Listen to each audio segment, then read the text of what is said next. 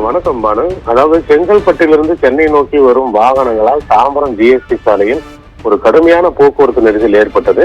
அதாவது இதன் காரணமாக ஊராஞ்சேரி, ஊரப்பாக்கம், கிளாம்பாக்கம், வண்டலூர், பெருங்குளத்தூர், தாம்பரம் வரை ஜிஎஸ்டி சாலையில் ஆயிரக்கணக்கான வாகனங்கள் ஒரே நேரத்தில் அணிவகுத்து வந்ததால் ஒரு கடும் போக்குவரத்து நெரிசலானது காணப்படுகிறது.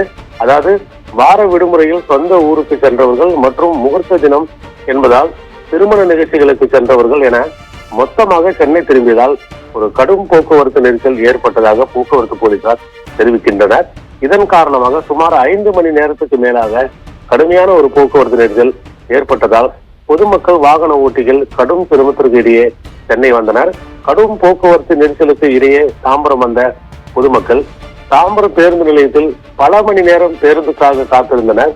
இதனால் நள்ளிரவில் இருந்து தாம்பரத்தில் ஒரு பேருந்துக்காக மக்கள் கூட்டம் அலைமோதியது.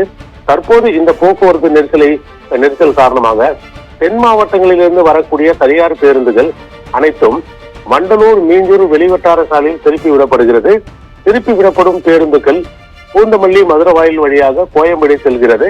இதனால் தற்போது பெருங்குளத்தூர், தாம்பரம் பகுதியில் போக்குவரத்து படிப்படியாக குறையும் என எதிர்பார்க்கப்படுகிறது. மேலும் 8 மணிக்கு மேல் சொந்த வாகனங்கள் மூலம் சென்னை திரும்புவோர் மற்றும் பள்ளி, கல்லூரிகளுக்கு செல்லும் வாகனங்களால் மீண்டும் தாம்பரம் ஜிஎஸ்டி சாலையில் ஒரு கடுமையான போக்குவரத்து நெரிசல் ஏற்படும் ஒரு சூழ்நிலையும் உருவாகியுள்ளது.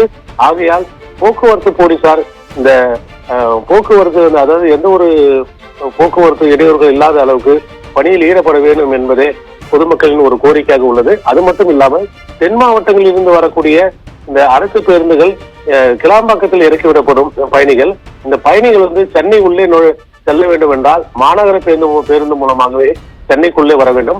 அப்படி சென்னைக்குள் வரக்கூடிய இந்த மாநகர பேருந்துகளாலும் மீண்டும் ஒரு கடுமையான ஒரு போக்குவரத்து நெரிசல் தாம்பரம், குரோம்பேட்டை, பல்லாவரம் பகுதியில் ஏற்படும் ஒரு சூழலும் உருவாகி உள்ளது பானு.